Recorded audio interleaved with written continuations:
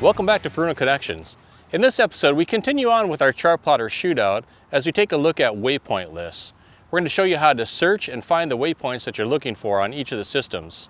We also take a look at what charts are available for each system and how you switch back and forth between them.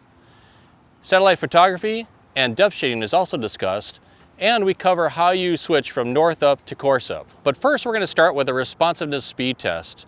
In a previous episode, we mentioned the fact that in order to have a system that's easy to use, it requires two things. First, a limited number of touches, and second, a display that can keep up with your motions. So we designed a test that can be done on the chart plotter screen, where we do a figure 8 and we see how the system keeps up with our motion. So let's get started.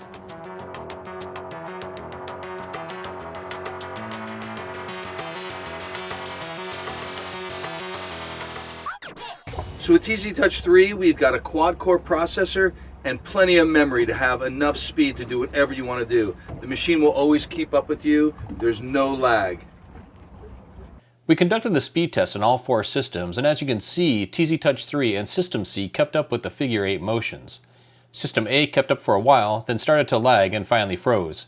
System B lagged behind the figure 8 motion the entire time.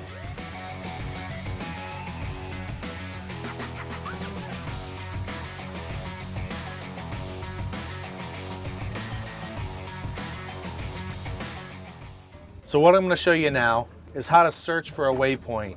Furuno TZT3 has made it so simple. Let me show you how it's done.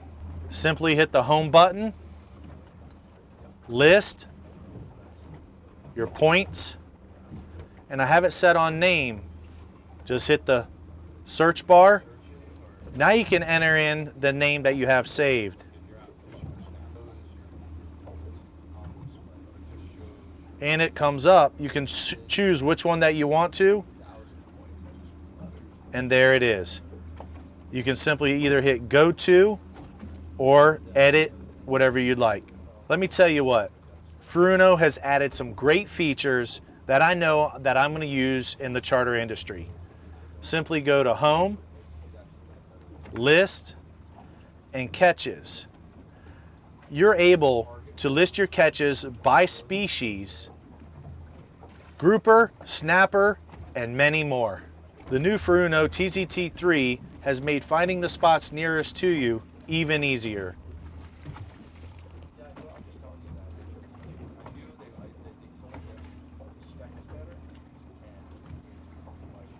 These are the spots that are nearest to me, and if you want to see the ones furthest away from you, just hit range again, and it's going to find the ones that are furthest away from you. So say, for instance, we wanted to go take a look at our entire waypoint list. We can just click waypoints in the lower left-hand corner. And this is all the waypoints we've been saving since we've been out here doing these tests. So we can look through the waypoint lists. We can look at it by symbols, whatever we saved. You know, we've been using different symbols. And we can also sort and filter these guys pretty much any way we want to. We can sort them by name, we can sort them by symbol, and even sort them by distance. And that's really cool because, you know, a lot of times, Mike, talking to you, looking at your screen, you have thousands and thousands of waypoints. I do. So, I mean, I got to believe using, being able to filter the waypoint names so you can get the waypoints you've named by number versus waypoints you've, named by a specific name. That is a really great feature to have, and I like the way System A is doing that. Yeah, and I'm sure, Mike, how often, do you go out on charters where, your guest asks you, hey, Mike, we want to go yellowtailing today, and you know exact spots, and, as opposed to going and panning out on your main screen of your plotter, you already have those preset waypoints where you can just, click and go. Couple touches and I'm there. And I like naming them too. Right. That way it just makes it easier. I can type in the first letter of that name, and it usually is right there, right off the bat. I don't have to scroll through any of those numbers or try to find them. Right. Okay, so now we're gonna go and we're gonna work with some waypoint organizing, searching, color changing, organizing of icons and so forth. So if you hit home and go under waypoints, so we've come into the search screen. It shows everything in alphanumeric order. So why don't you put in a waypoint name and let's search for one real quick. Okay, so now we searched it. It found the waypoint name that he was looking for. It came up with the distance, and now we can navigate to it if we want to. Go for it. So there's the details, and we can hit go to, continue, and there it goes. So now let's talk a little bit about organizing. So if we go back in here to the waypoint list, so under waypoints, it doesn't give us a whole lot of ways to organize things. We can organize it if we sort it by symbol. We can sort it by name, nearest, or symbol. You're used to this machine. You have the same machine on your boat. So you just have it all laid out in a big list. I mean, how do you normally organize by? By the name and the icons. Okay. Yeah, and then when I want to do something different and I just go to the icon of it, and then I pick through those instead of, there is no folders, so you can separate them by icons, and then you can create your day on those icons depending on what you're doing for that day. Okay, perfect. On System C, they do a good job as well. We go to my data, and I look at waypoints. So what we have here is your waypoint list, basically. Now you have all waypoints, and then I have my waypoints from today, but then I can organize them into different folders. So I can have an Atlantic folder. If you're going out in the Gulf one day, you could go to your Gulf folder. So it's definitely a good thing that they do on System C, the way to organize your waypoints. Right. But if we needed to search for a waypoint, they also have a search by text or by symbol, so we could type in what we needed. So definitely very comparable in a waypoint sense there.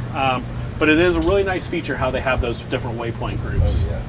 Searching for a waypoint is an important task, especially when you have hundreds or even thousands to look through. All four systems allow you to type in a name to search, and the capability to sort them by name, range, and symbol or icon. TZ Touch 3 and System C also allow you to sort by date. However, only TZ Touch 3 gives you additional sort options like color of your icon, catch date, fish species, and length of fish. System C does allow you to sort by the comment, and they also incorporate a folder system to store the waypoints.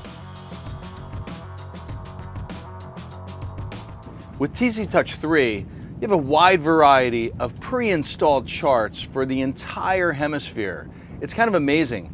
For example, every single NOAA raster and every single NOAA vector chart is pre-installed. That's over 2,000 charts of Alaska, the United States continental, Puerto Rico, just about everywhere, Hawaii. Everywhere is pre-installed and already on a 256 gig chart card. So it's already pre-installed, there's no issues. We can easily also change charts on the fly. For example, right now, if I edge swipe up, I'll bring up my layers menu. And from here you can see I can change charts. It's the upper left-hand selection, right? I can easily switch from a vector to a raster chart on the fly, instantly. I can go back to that raster chart, back to that vector chart. I can also bring up fishing charts. They're all pre-installed, including Seymour charts, the Bahamas Explorer, Navionics, also CMAP charts are already pre-installed. There's nothing to add. If you want to add charts, you simply have to unlock the pay for charts that are included with the system. So no longer do you have to buy a chart and have one shipped into you anywhere you are in the US or South America even. One of the great things about the TZ Touch 3 user interface is just how few touches I need to interact with the machine in order to prepare or present the chart in the way I want to look at it. For example, with this edge swipe up feature, I go into my layers mode. If I want to turn on a satellite photo, it's one swipe up and one touch. Instantly, satellite photos appear. If I want to then turn satellite photos off or turn on depth shading, or for example, my radar overlay or rings or AIS contacts, it's still just a single keystroke. Compare that to our competitors where you have to go into menus and search and go and look for different functionalities. For example, if I want to just turn off all my points in a given area, or all my catch points, or my photos, or boundary information, again, it's a single touch. Instantly clear up the screen, do your navigation, turn the points back on, or leave them off. It's really just that simple. All our MFDs has the capability to natively go into the 3D mode. And you say, you know, do I really need 3D? It's actually quite useful in many instances. For example, I can easily touch the 3D button and lean the chart over at any time. That way, maybe if I'm running, you know, I'm running the ditch, I'm running the intercoastal in certain areas, going up and down the coast of Florida, the Carolinas. I want to have a nice narrow presentation around me so I can see in detail, but look ahead much further. I can just touch a button, instantly lean that chart over. Anytime I want to, I can bring it back. Boom, just with the touch of a button. It's really simple.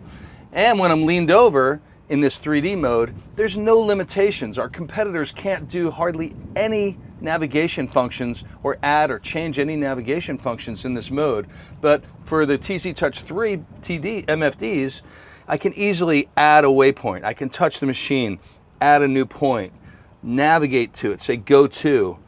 You know, I can navigate, I can add routes, change routes, do all my functions exactly the same way I can in 2D. With our competitors, their 3D modes is a separate, you know, function. They have to go into that mode. They're very limited on what they can do. With TZ Touch 3, you just simply go and navigate the same way you would in 2D, or instantly pop back into 2D mode and continue. So when you're navigating, there's a couple great features that the TZT3 has. You can either travel in north up, which is what I'm currently doing, where this is north, and the screen will stay put.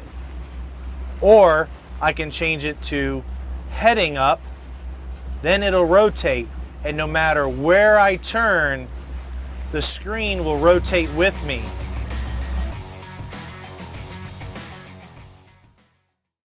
All right, guys, so now what we're going to talk about a little bit is the charts available for System A. And right now, the way we purchased System A came out of the box with a Navionics chart. And that's what we've been looking at as we've been showing you different screen captures and different pictures of the screen. We just wanted to show you some of the features of the chart available. We tap on the menu button. System A has some really cool things depending upon what you're doing. So if you're just cruising around and don't need a ton of extra detail, you can select the cruising mode. And I really do like that. Decluttered takes away even more. So that's another nice feature to have if you don't need a screen just full of a bunch of information. But if you do want a lot of information, you can go to fishing and it'll just bring more spot depths up. Yep. And also, you know, you can assign new areas and you can save this information from the screen. You know, unfortunately, out of the box, this system does not come with satellite overview. So, but you know, it does come with depth shading, right? Which is obviously, you know, a pretty good tool to have. Clearly, it gives you much more of a visual when you know, actually look at the screen of a color indicating, you know, deeper depths and shallower depths. Okay, let's take a look at that while we're here. So it's menu. Go up here and hit. There we go. Okay, it's layers. And it was chart. Oh, okay, we can do that too. So depth. Yep, there you go. Okay, so now we have depth shading. If we tap on depth shading, we just turned it on and now it'll let us make some settings and we have to choose our depth range. So I'm not going to make any changes here because we do have, right now we're set to a color of, I guess that's purple. Let's change it to something more highlighting, so we'll call it red. And on default it says minimum depth of 30 and max of 40. So obviously that's something we would have to change. So okay, so let's just go out here and take a look at it. Yeah. Say back. Okay, so now we're at our normal screen, and don't see any changes. Yeah, I don't see any changes here. So let's go to an area. Okay, we're definitely in the 30 to 40 foot range over here, and it is not changing it red. I'm not really sure why that is. So, you know, if you haven't seen depth shading before, one of the, you know, I'm used to Furuno units, okay? Right. And generally, once you set it up... Yeah, I mean, on the TZT3, you know, to add depth shading to the unit, it's a simple bottom side swipe up, and it gives you the option of depth shading on or off right there. So while we're still standing here, let's bring our cameraman Mikey around. Mikey, can you just spin around to see this? Because this is what my expectation is when I'm using depth shading on a Furuno unit. So let's take a look at the Furuno TZT3. If we swipe up from the bottom and we choose depth shading, and this is just out of the box, I haven't changed anything. That's how I expect depth shading to come on. So I'm really not sure why System A is not doing it. I've always found it to be an on-off type of thing. Once you turn it on, you can then go make all the adjustments you want for your different depth levels and everything. But we can simply turn it on and off at will. So now it just goes back off, turn it back on, the colors come right up. And as you saw, we did set System A up for depth shading. We set it up between 30 and 40 feet of depth to be red, and as we look at the screen, it's just not happening. It's just not, nothing's coming up, which is odd. All right, so now what we're going to do is we're going to jump into charts. But first, right as we were setting up for this shot, we noticed that the System B started doing its glitching screen thing again, which we saw pretty heavy on day 2. Yeah, day 2. We haven't seen it really a whole lot this morning until right now, obviously. So we're going to try to get this to fix itself, see if we can fix it, and then we'll try to continue on and show you a little bit about charts and how to set them up, and a couple of different modes, and kind of continue on. But okay, so we're not like, boy, that's really halty, isn't it? We're just gonna shut it off. All right, so we just shut it off. You gotta press and hold down the button to turn it off. So the power button's right here. So now we've got it off, we can hit the power button again, and that will bring the unit back up, or it should.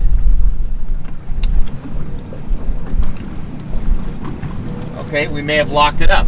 So I think what I'm gonna have to do is I'm gonna have to pull the unit out and get to the back of it, and we're gonna have to kill power to it and put power back to it and see if we can get it to power back on. So this unit has, System B has the ability to read the NV digital raster charts and the CMAP US enhanced vector charts, and then any of the accessory like Navionics Gold Plus, Platinum Plus, the CMAP and an N Plus vector chart cards that you can buy as an accessory. We don't really have the ability to add any bathy charts in. The CMAP charts are going to have some kind of bathymetric data, but not a whole lot of fishing. And then satellite photos are part of those chart cards, so they don't come preloaded, and you really can't download and add more like you can with TZ Touch 3. So to switch them, obviously we don't have any of those because they don't come with the machine out of the box. We can go under, you go down to, I think it's under more options. And then you can go down here to chart source. Go down to chart source. Now this is where you would select your different chart types. So you'd have raster, you'd have your CMAP enhanced, you'd have your Navionics Platinum Plus, would show up on that list for you to use if you've got them installed. Now we can go in and we can change the same the chart type between, we could change it to raster charts. Since we don't have any, it's just grayed out. That's done through the sidebar menu. So when you hit that, and then you should be able to go under, I think it's under more options, and then chart options. Yeah, so you can see here under the chart options, we have raster charts. Is not available for us to select because we don't have them. So are the satellite photo overlays. They're all disabled. And some of the shading options are not there. We can, however, go in and we can change the depth shading. So I'm pretty sure that you guys use depth shading a lot when you're out fishing. For sure, especially here in the Keys, there's a lot of shallow spots that the depth shading helps a lot. To differentiate instead of looking at spots on it, right? For sure. Okay. So if we can turn on, you can turn on like depth 1, for example, and then you're gonna see the colors change here in a minute. So we can actually go in and we can customize each one of these profiles. Okay, so it's changed all the shallow water to yellow like you selected. I think outwards of like 40 feet. And then it changes his mid-range coloring to the really light blue, and then it gets into a medium and a dark blue for the deep water like we set it. We can go into 3D mode. We can put the chart plotter into 3D, so if you hit the menu button, and then you can go into under more options. We've got 3D mode. So if you turn 3D on, there we go. That puts the chart plotter into 3-dimensional mode. So now we're in 3D mode. You can just touch on the screen, and now we have the chart plotter flopped into 3D mode, so we can adjust it if we use the arrow pads. So we've got it in 3D mode. You should be able to use the directional omnipad, where you, if you up and down arrow, will actually tilt the picture this way. That's as far as it goes there. It should go further than that. Or flatter. But okay. What we can do, the only thing we really can do here is we can make a waypoint here. So if you touch and put a waypoint, say off the bow there, and then say new point.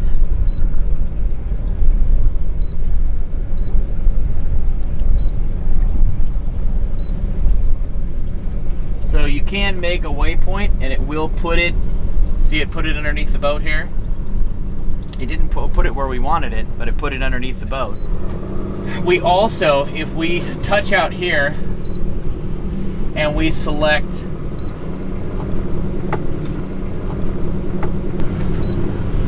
so if we select go to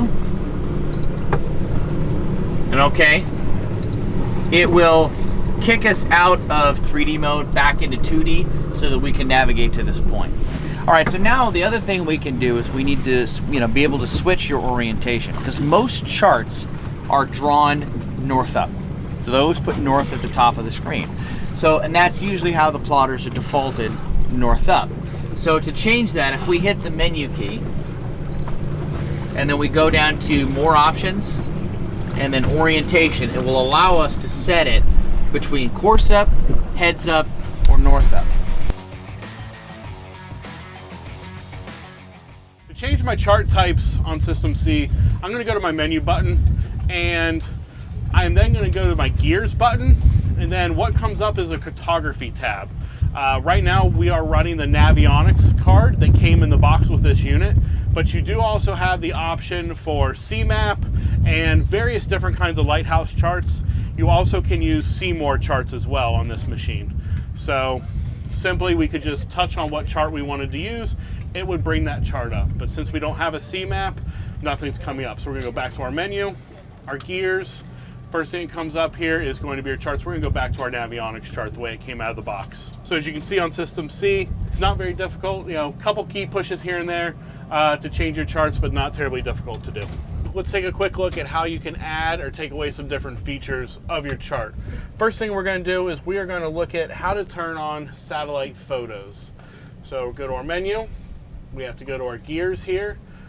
We then have to go to layers, and what we're going to do is we're going to make sure that aerial is turned on, but we also need to go into advanced and scroll down here to aerial overlay and aerial overlay opacity. You can have land only, land and sea, or land in shallows, and you can turn this up to 100%, or you can bring it back down. So on TZT3, you have the option to do what's called depth shading. I can shade in a certain depth, or I could shade in everything that's on my chart plotter screen. Just another way to give you situational awareness of where you are. So go to our menu, we have to go to our gears here. We then have to go to layers. It does look like there is an option to do depth shading here. We have what's called fishing zones, and I could put in the depths that I want to have shaded. But that is grayed out, and that looks like it's going to be an option on a little bit more expensive chart than what came in the box. We have a lot of captains that they're going to want to run in north up. So we could go to view in motion here, and we can go to chart orientation on System C. We are currently running north up, but perhaps you prefer heads up. We can run into heads up, and then that is going to have the boat always facing upwards instead of the chart. But out of the box comes at north up, so that's the way we're going to keep it. As we mentioned at the beginning, to make an MFD easy to use, it requires a fast system that can keep up with you and a limited number of touches to perform tasks. We saw in the speed test that TZ Touch 3 and System C were the fastest, and now we see that TZ Touch 3 requires far less touches to accomplish the same tasks on the other systems. Common tasks like changing charts and switching from north up to head up can take an additional 2 to 4 steps on the other systems. These fewer touches make the system easier to use and helps you to keep your eyes on the water, improving your situational awareness. On the next episode, we finish up the chart plotter shootout as we take a look at how to overlay targets onto the chart. We'll be looking at both radar targets and AIS targets. Also, we'll dive into the weather options for each of the systems. So make sure you join us for the conclusion of the chart plotter shootout. Thanks for watching. If you enjoyed this video, make sure you like, subscribe, and click on the bell below to get notifications for the next time we release new videos. Thanks a lot, and we'll see you next time.